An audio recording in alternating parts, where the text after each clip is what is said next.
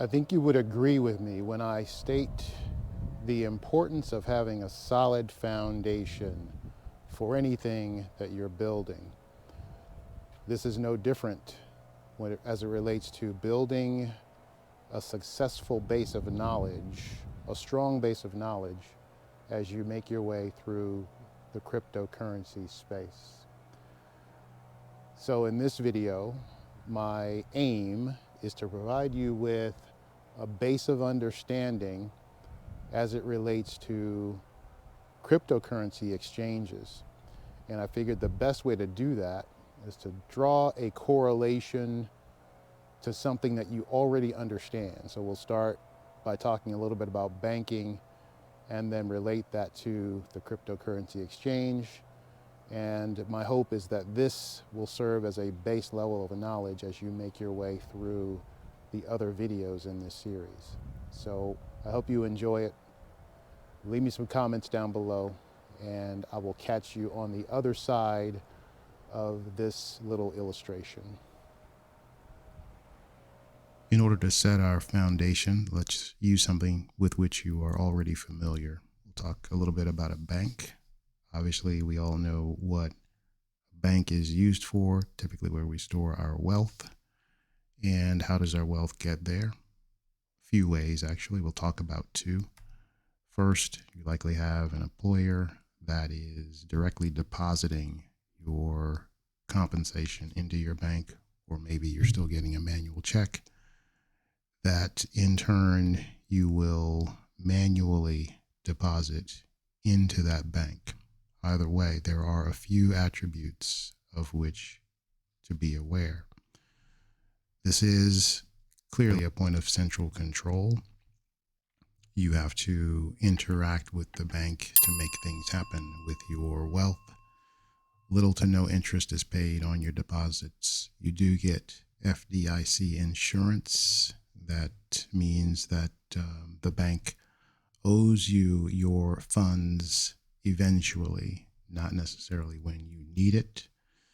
And whether you know it or not, when you deposit those funds into the bank, you do not own that money. The act of depositing is actually transferring ownership of those funds to the bank. You in turn become a shareholder in that institution. So how does this compare to a cryptocurrency exchange? In many ways, things are similar. If you have funds or wealth sitting on a cryptocurrency exchange, you do not own those funds. Those funds are under the control of what are called private keys that belong to the organization, in this case, Coinbase. Coinbase has established those keys on your behalf and acts as your broker or proxy to the respective blockchains. And in this illustration, we are highlighting the Bitcoin blockchain. However, as the space has evolved, we have gotten to the point where Coinbase can actually take direct deposits from your employer into your USD funding account on Coinbase. So there's some even more similarities as it relates to the banking institution.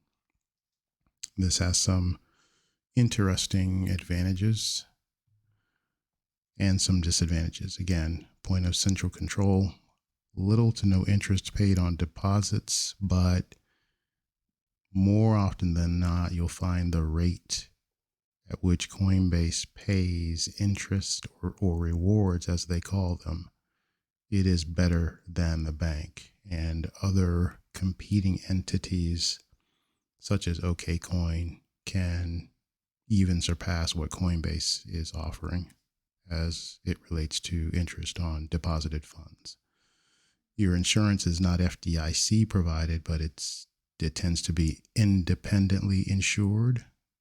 BitGo is one that comes to mind, and there are others that provide insurance services to the blockchain industry. Again, this is a centralized arrangement, so you do not own your money. It is effectively owed to you eventually as you become a shareholder of the institution itself. All right, so we now have an understanding of how cryptocurrency exchanges are very much like banks. They are evolving. You can see that they are gaining functionality and quite literally becoming an on-par utility when compared to a traditional banking institution with a little bit of additional flair. To recap, funds that you have sitting on a cryptocurrency exchange, you do not own. They are certainly owed to you, but you do not own them. This is what we call a custodial relationship. The cryptocurrency exchange has custody of your assets and acts on your behalf for all things relative to those assets. So this becomes important when we talk about working directly with smart contracts and other services or directly with the blockchain itself. That's simply not possible when you are relying upon this counterparty or third party to manage your assets.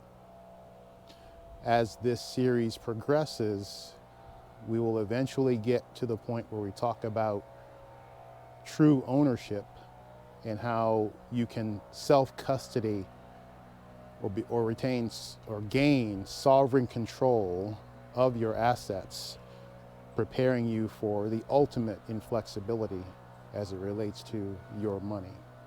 Now that you've made it through the foundational piece, the video that pops up on your right will take you through the next phase of your learning and hopefully give you even more of a thirst to delve deeper into this brand new world that we call cryptocurrency.